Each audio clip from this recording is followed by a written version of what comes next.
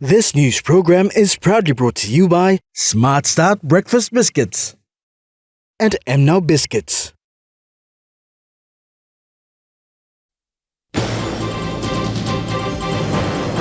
Wives and spouses of men serving in disciplinary forces march for justice. PNG to receive 600 million Australian dollars in aid. And our PNG Kumus win big against Wales. Good evening. You're watching National EMTV News. I'm Rocky Iso. Thank you for joining us. We begin with a march for justice.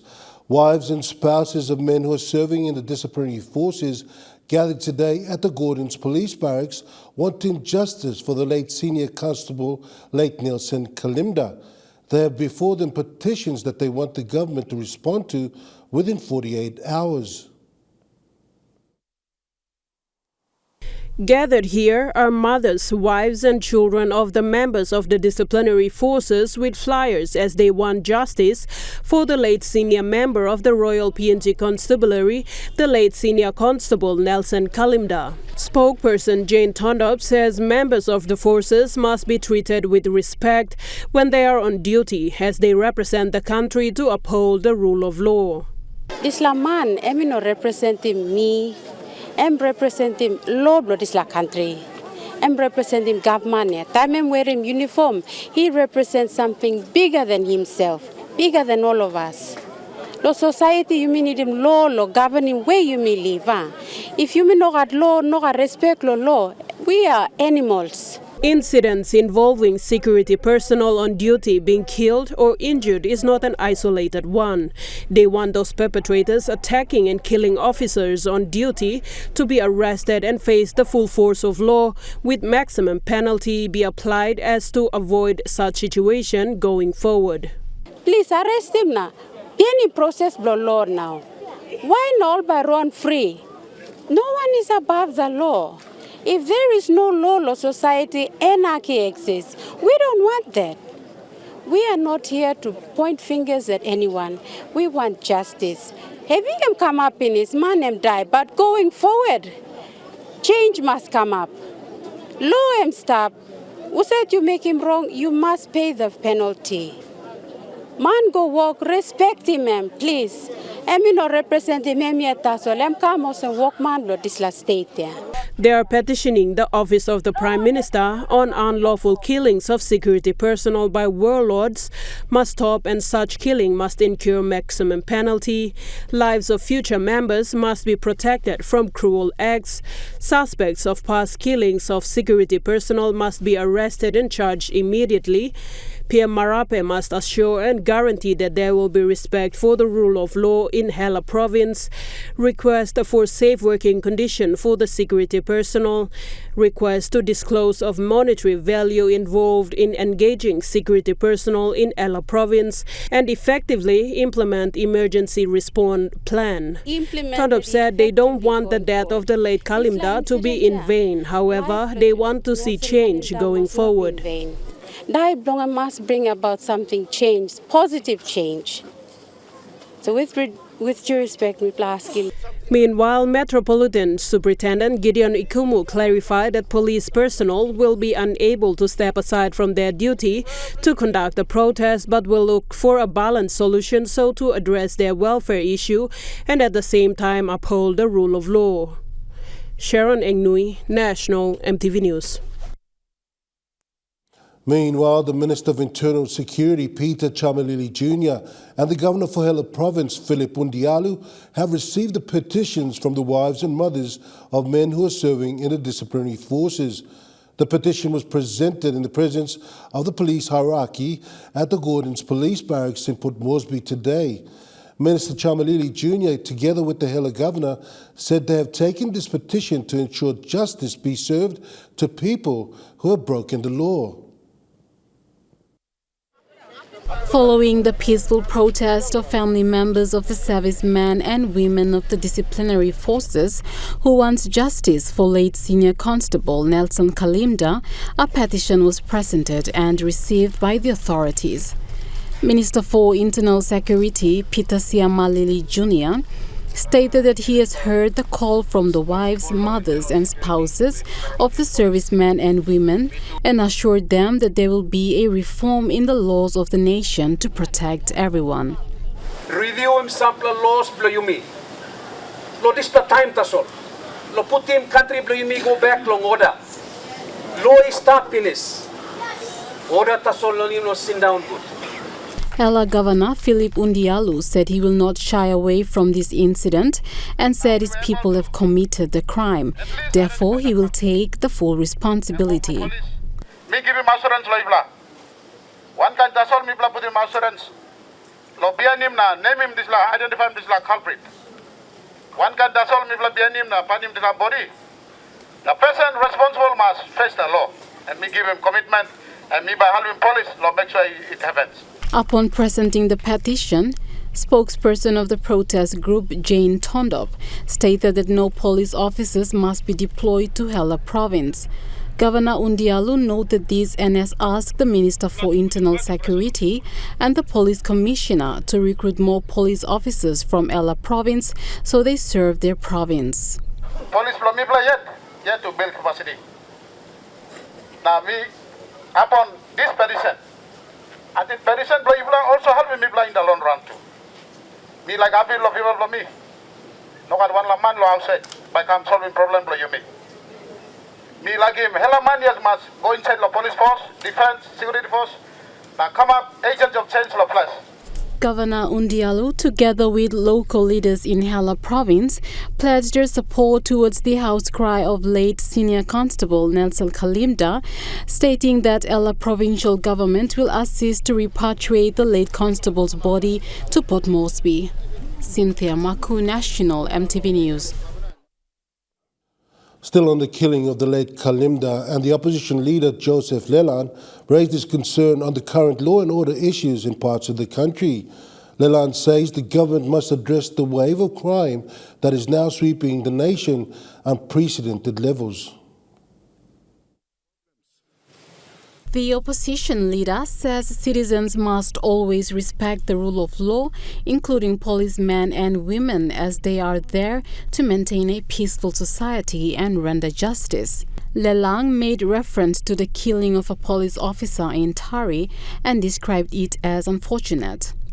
He requested the government to bring stronger laws to the parliament, which the opposition will be there to support in order to make the citizens to respect the rule of law. Lelang says leaders of this country must make sure people respect policemen and women when they are in the call of their duties. Hearing of the public shootouts and trouble fights happening in and around the cities every day is a sign that these places are not safe for everyone.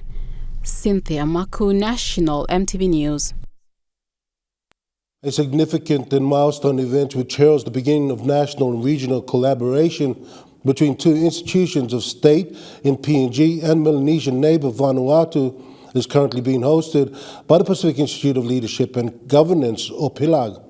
The Vanuatu government delegation arrived on Sunday and will visit the PNG Public Service Commission and PILAG to acquire fresh-hand information and structural setting, meet with heads of certain government departments, and get a taste on how they operate. On formal welcome dinner was hosted last night at the Dynasty Restaurant in Port Moresby. Following their visit to the Pacific Institute of Leadership and Governance yesterday at Waigani, the Vanuatu government contingent were welcomed formally at a small, intimate dinner reception last night. This event was an opportunity for invited guests, especially the heads of departments in PNG and the delegates from Vanuatu, for their meet and greet and to share their experiences, challenges, plans and aspirations they have with each other. In giving the opening speech, Public Service Commission Secretary and Interim Chairlady of the PILAG Board, Tai Sansan, spoke of the importance of PILAG as the only mandated school of government that is authorized to design, develop and deliver the public sector capacity training to 180,000 plus public servants in Papua New Guinea. As the name implies, the Institute has a mandate to also extend its reach and presence across the Pacific region. Therefore, it is appropriate and proper for for PILAG and VPAM to discuss about and collaborate on appropriate capacity building needs in the Melanesian Spearhead Group. The Vanuatu Institute of Public Administration and Management of VPAM Public Service Commission Secretary James Melteres thanked PNG for being a big brother in the Melanesian region. He spoke of the importance of the Vanuatu delegation visit and suggested and made a request through the MSG for a replica in other Pacific nations of what Vanuatu and PNG will be undertaking with PILAG. Vanuatu propose and suggest throughout dialogue and make specific requests to MSG Secretariat to assist in establishing MSG Public 7 framework through a structural and logical framework. In the official keynote and welcome address, Secretary for the Department of the Prime Minister and NEC, Ivan Pomaleyu, shared the service improvement program challenges of PNG, stressing the biggest hurdle of effective public goods and service delivery. We have to deliver through 141 agencies of government in 22 provinces, 97 districts, and more than 600 LLGs and a significant number of wards and villages. So you can see the nightmare of delivering services to a country like ours. Secretary Pomaleyu also spoke of reform challenges and the efficacy and effectiveness of public service. The Secretary also talked about PILAG partnership collaborations and referred to the MOU last year, signed on February the 12th, 2021, between Vanuatu and PILAG. It is for this the Vanuatu delegation will visit until the end of the week, and under this partnership arrangement and in close collaborations with VPAM and PILAG, 2 courses, Executive Diploma of Leadership and Governance and Certificate in Local Government Administration, will be rolled out in a new era of public sector capacity building in Vanuatu and the Pacific. National EMTV News continues after the break. PNG to receive a large portion of aid from Australia and a registered 29 young school leavers equipped by a non-profit organisation and credit corporation to find employment. Those stories and more next on EMTV National News.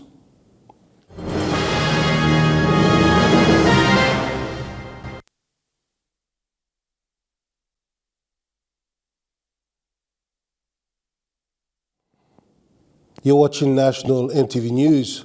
Papua New Guinea is receiving the largest Australian aid compared to other Pacific Island countries.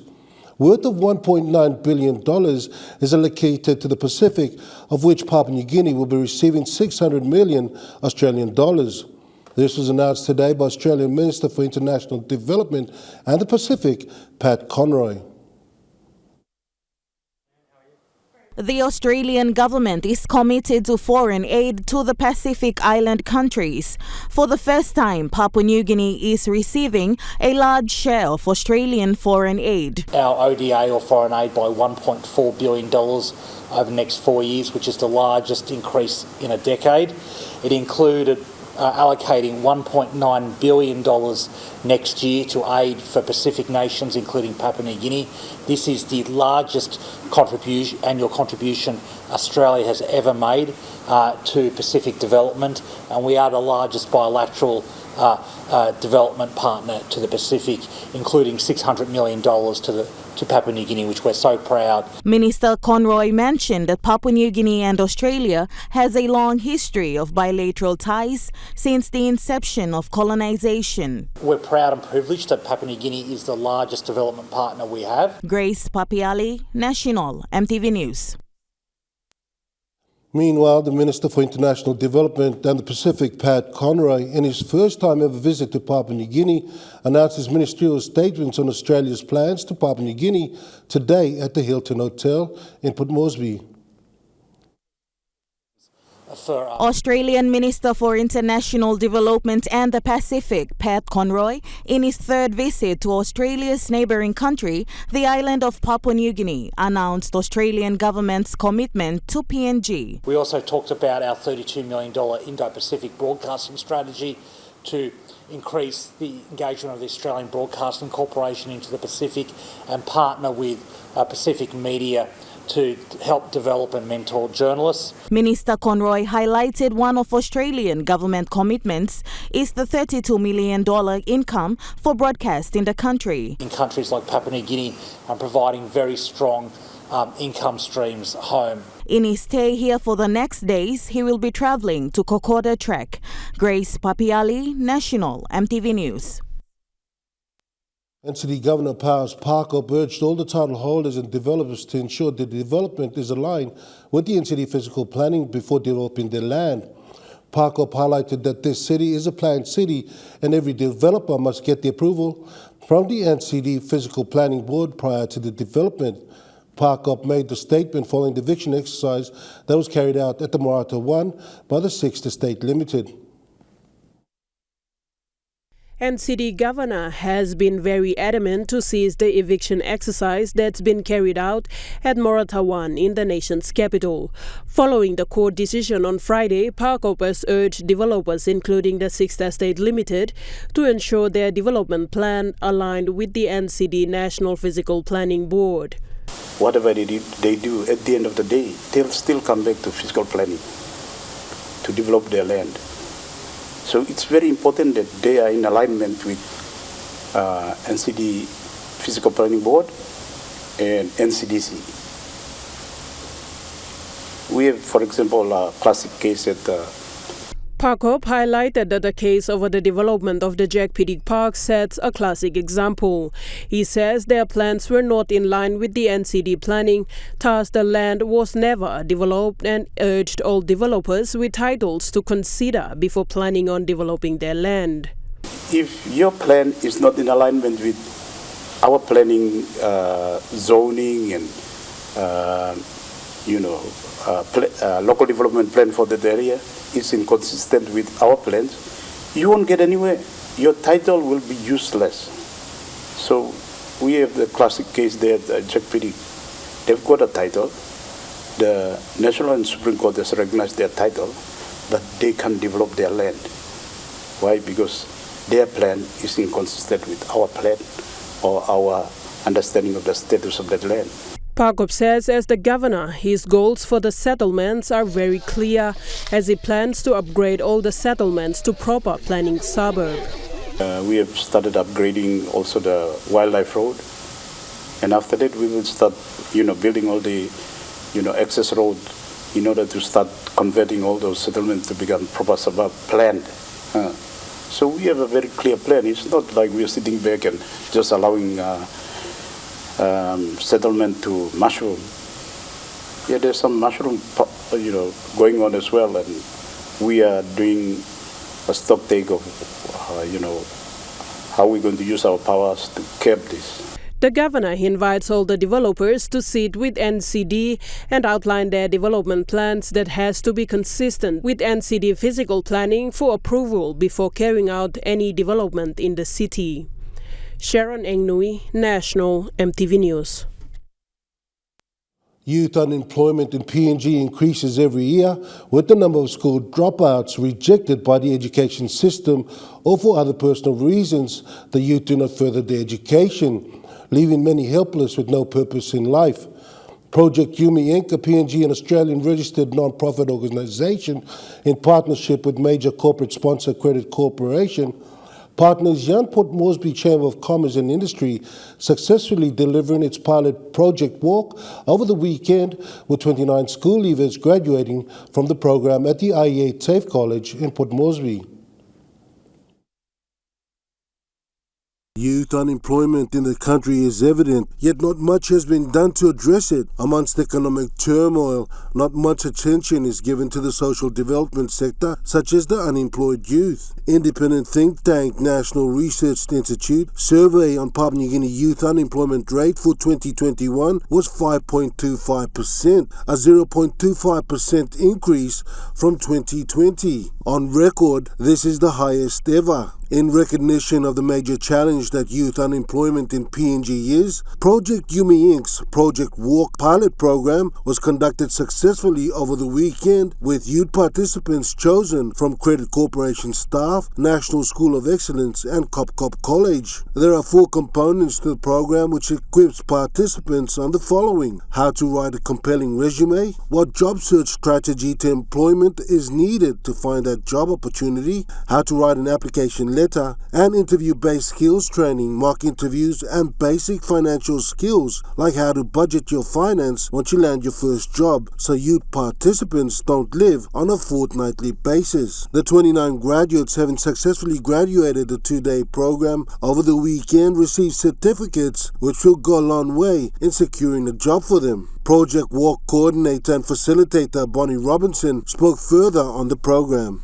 And we wanted to run the pilot program for the family members of Credit Corporation, our corporate sponsor, and also the other organisations that are a part of the initiative.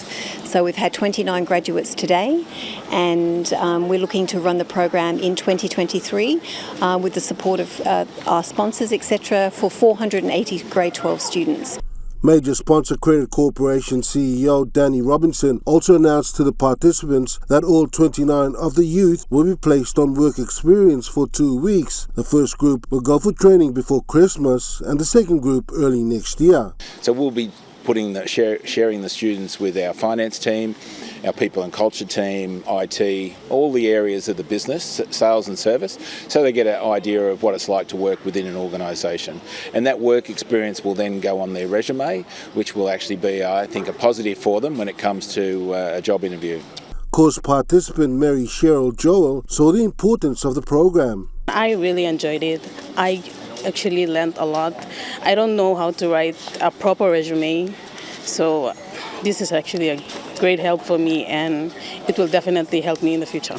Similar sentiments were shared by 19-year-old Kyle Kevau, who recently graduated from Palm Grammar. In my school, we had a career lesson, but it didn't really go in depth on the processes. So this program, it gave us templates, so we were able to use the templates to write our CVs. It was very helpful. 480 students will benefit from the Project Walk program, which began with 29 participants graduating over the weekend. While a number of schools have partnered for the Project Walk program in 2023, those youth who have completed grade 12 and are interested in the program can go on the Project Yumi website and register their interest. And now to the NASFAR market report. The Kina closed unchanged at $0.2840 US in the interbank market this morning. At Bank South Pacific, your Kina was buying $0.2765 US, 0.4292 Australian dollars, 0.2728 euro, and 40.78 Japanese yen. Looking at commodity prices at New York close, gold, coffee, cocoa, and crude oil closed higher. Copra, palm oil, and copper closed lower. And on the stock market, the Dow Jones closed lower. The ASX 200 is trading lower, and the All Ordinaries is trading higher.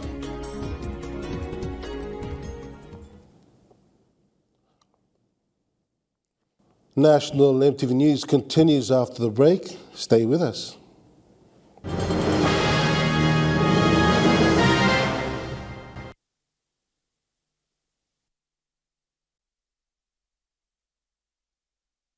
Welcome back to National EMTV News. We continue with more local stories, and member for Kirrama Open, Thomas Hopper, is committed to supporting students from his district next year. He said project fees for grade 11 and grade 12 students within the district and Gulf Province who will be continuing their studies at Putuka Academy Secondary School in Port Moresby will be supported. He was talking after witnessing the graduation ceremony of Pioneer students last Friday and has made a commitment of 20,000 kina for students' project fee. Many children right across the length and breadth of Papua New Guinea struggle to get a decent education. I also want to make a commitment to pay some of the project fees for those who are grade 12 next year, grade 11 next year. We are going to support. District Development Authority will support this school with 20,000 to pay some of the project fees for students from Gulf Province. If you're from Gulf Province, if you're going to attend any tertiary institutions, colleges, teachers colleges, nursing colleges, we will also support you in your journey as well. The School of Humanities and Social Sciences in the University of Papua New Guinea has successfully launched another volume of the South Pacific Journal of Philosophy and Culture. This new volume 14 has majority of its articles written by younger academics at the University of Papua New Guinea. The launch was officiated by UPNG's Vice-Chancellor, Professor Frank Griffin, and witnessed by senior management of UPNG. Associate Professor Dr. Peter Earwood said UPNG is proud of having kept the journal going at a time when so many other publications went under. He said the journal continued to provide an opportunity for emerging Melanesian scholars to bring themselves to the attention of the rest of the world. Here's to another 14 more volumes. Vice-Chancellor for UPNG, Professor Frank Griffin, said UPNG is ready to do more research and do publications like the recent South Pacific Journal, but needs more funding to support the research space. There are also shortfalls in our allocations where some staff or groups of staff have put together research proposals that are quite expensive, if you like, which the research funds that are available cannot fully fund. And in that regard, I would appeal to the government to also help us. Executive Dean for the School of Humanities and Social Sciences, Dr. Leo Marai, supported a call of Vice-Chancellor Griffin, stating that funding is in need for the school to help around 30 research proposals. For me as the Dean of the school, it gives me pride to say that we are now seeing a volume of research picking up in the school's space. And that will also add value to this journal, which will be a venue for some of our academics who are getting those grants to get publication going on in this particular journal, apart from the other journals that they will choose from. Apart from the South Pacific Journal, there are also other journals that are published from UPNG. The idea is really to move forward and possibly revive the South Pacific Journal on Psychology as well. So it'll be, the number will certainly grow in the coming years as more and more research is undertaken. Content of the volume 14 of the South Pacific Journal talks about tourism, politics, music and culture, and PNG relations with other countries. Cynthia Maku, National EMTV News. Member for Goroka Aye Tambua today received 2 land titles from Lands Minister and Deputy Prime Minister John Russell. This comes after Goroka District Development Authority office was operating on a land that didn't have a title for over 40 years to date. Upon receiving the land titles, Member for Goroka Aye Tambua said the land can now be fully developed for other vital government services as well. According to Member for Goroka District and Minister for Agriculture Aye Tambua, Goroka District Office has operated from a land that didn't have a title for over 40 years. Today at the office of the Lands Department, Goroka MP and Minister for Agriculture was able to explain how important it would be for Goroka DDA to acquire the land titles and have the DDA to use the titles to develop the land to build other government buildings. Current district office that we are sitting on does not actually have a title. And we were not able to develop that land because we did not have a title. So now that we have a title, we are looking at developing the land to build a very state-of-the-art district office for the people of Goroka.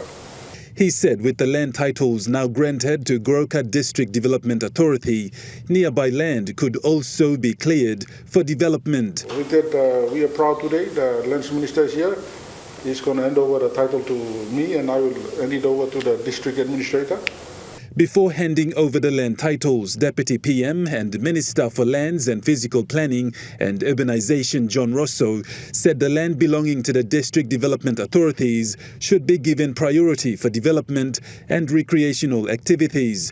This includes sports fields, recreational areas or parks, so that these facilities could also have titles and under the DDAs. The titles that he needs to develop for his infrastructure, especially a district headquarters. Goroka is one of the bigger towns in the Highlands and an expanding town. Hopefully it will soon become a city. And it is our delight that working closely with the Lands Department, we have managed that, and I'd like to commend the Secretary for working closely with your team to ensure that the titles are secured for this important infrastructure, especially a district office. The other land title also given to Goroka DDA was for the land that Goroka water supply tanks are being located, that Goroka Development Authority could also develop to build more storage facilities to store and supply water to the district. We are now moving forward to try to develop those 3 areas so that we can develop our water supply system. In the past, we cannot really develop this system because we don't have title over it. Receiving the 2 land titles from the Deputy Prime Minister and Lands Minister John Rosso on behalf of the people of Goroka was Goroka MP and Minister for Agriculture Aye Tambua. Moving forward, Goroka DDA will now look into developing more land to bring in vital government services into the district and to also build more government buildings in the district. Godwin Eki, National EMTV News. National EMTV News continues after a break with Trukai Sports. Stay with us for all the sporting action.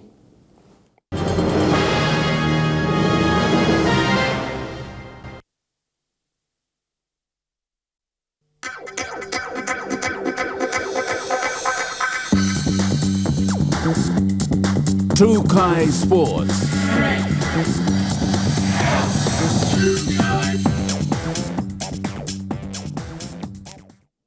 Welcome to Trukai Sports. And after successfully thrashing Wales this morning with a runaway 36-0 full-time scoreline, the Kumals will now advance through to meet host World Cup nation England in the quarter-finals. The Wales campaign in the World Cup, on the other hand, has reached its end. This evening. In vying for a comfortable spot in the Rugby League World Cup, the PNG Kumals defeated the Wales 36-0 this morning. It's been a gritty performance this half. Gritty performance from Wales. 7 minutes into the clash, a gap in the defense line of the Wales spotted by Kumals 5'8" Kyle Laybert saw him dashing a dummy to score the opening try. And he's going to score. Grabbed out by Antravas, no more than that. In attacking position just 4 minutes later, Kumals Nixon Poot crashed his way over the line to score the second try. He goes left the ridge for the line, and Nixon puts. Another 2 tries were succeeded by the Kumals side through Jimmy Goodlick and Daniel Russell, securing the first half lead for the Kumals 24-0. They're serving up some brilliant entertainment here because this is fantastic, absolutely fantastic from Jimmy Goodlick. In the second half, Nixon Poot cut through to score his second try for the match at the 47th minute. A big crash bang wallop effort, and this time it is Nixon Poot who gets over the line to score. There was a sense of inevitability about all of that. The Wales side were uncharacteristically optionless as the Kumals continued to launch great attack and defence, giving no opportunity for the Wales to score. Here we go, but Johnston suddenly finds... On the 76th minute, Kyle Evans secured a smooth try. Who puts the ball up in the air, Kyle Evans. Oh, it's bounced away from him. They're queuing up here, they're queuing up, and they're over for another. To top the icing on the cake, Jimmy Goodlick regathered the ball masterminded by Kyle Laybert to score the final try. The Kumul side bagged a big win of 36-0 over the Wales side. This now sets the Kumuls to face off with host nation England in the quarter-finals of the World Cup. The Welsh campaign in the 2022 Rugby League World Cup has come to an end. Lisa Puni, Trukai Sports. And the Oceania Rugby Men's Championships is set to commence competition for the season. An official press conference pertaining to the tournament was held today at the Sir Hubert Murray Stadium. The tournament is set to kick off next week Wednesday, which will witness host nation PNG take on Vanuatu in the opening fixture. PNG Pukpuks will take on the Vanuatu side tomorrow in the opening fixture of the Oceania Rugby Men's Championship at the Sir Hubert Murray Stadium. An official presser on the tournament was held yesterday afternoon following its resumption after 2 years. The participants who will be vying in Tier 3 of the tournament are PNG, Vanuatu and Solomon Islands. PNG RFU CEO Silosi Juma shared his thoughts on the Oceania 15th Championships. On behalf of PNG Rugby Union, we want to thank the Oceania Rugby for giving us this opportunity once again to host this Oceania 15th Championship. This year we have 3 teams that are going to take part in the championship. Vanuatu Rugby Union, the Solomon Rugby Union, and also the Papua New Guinea Rugby Union. So 3 teams will contest for the championship, and we look forward for the first round, which is going to be on Wednesday, the 2nd of November. But from the rugby office, it's a wonderful time to be around because, rugby sort of went quiet for the last 2 years, and we're happy that, we were able to get the rugby championship once again with the borders opening and having our 2 neighboring countries coming. It's very, very good to see that, we're able to have this tournament once again in Papua New Guinea.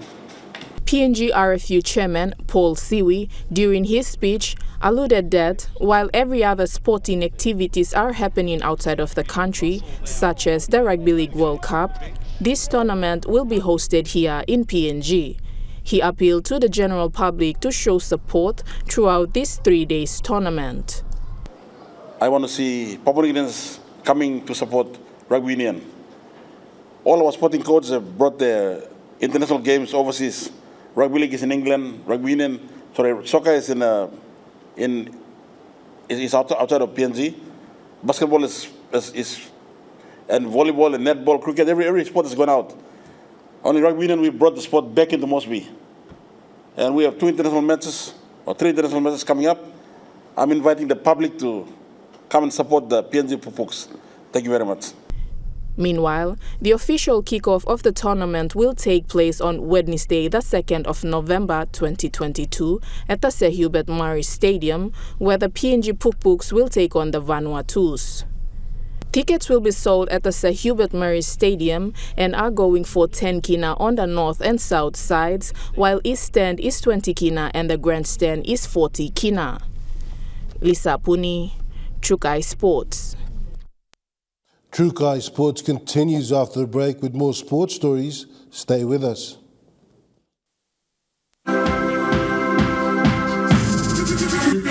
Trukai Sports. You're watching Trukai Sports. The Royal Club of Morocco Ink held its Melbourne Cup corporate fundraiser today at the Hilton Hotel. 24 auction items were up for grabs, which saw Melbourne Cup enthusiasts gathered at the host participant in the event that stops the nation every first Tuesday of November. Time to get this party started. In commemorating Melbourne Cup, which is usually competed annually in Melbourne, Victoria, enthusiasts of this cup in Port Moresby gathered at the Hilton Hotel to mark this event. The event commenced with so enthusiasts well-dressed on and off screen supporting and cheering for their horses. The Gold Trip host to which Mark Zara was the jockey secured the win. MPIP Project Runway Models 2022 entertained the crowd displaying Wandit Amini Korimbo's artwork in an enticing conduct. Meanwhile, this Melbourne Cup corporate fundraiser is a charitable avenue aimed at subsidizing Rotary Club of Morocco Inns through and participating partners such as MPIP, runway designer Wandit Amini Korimbo. Jim John, Trukai Sports. That ends Trukai Sports. The Money Plus weather report for the next 24 hours is next. Stay with us. Trukai Sports.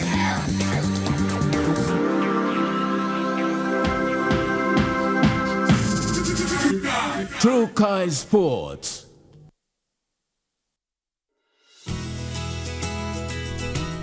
This weather update is proudly brought to you by MoniPlus, with you always.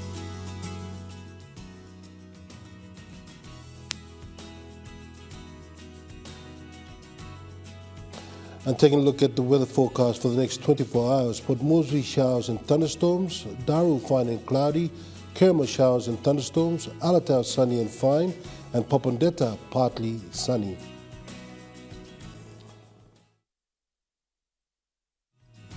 The weather update was proudly brought to you by MoniPlus, with you always.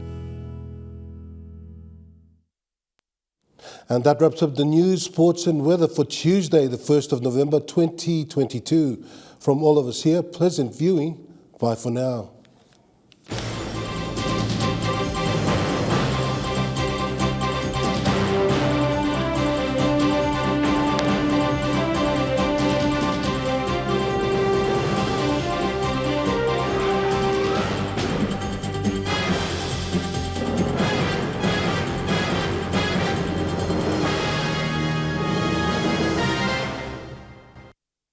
This news program was proudly brought to you by Smart Start Breakfast Biscuits and Gold Nuggets.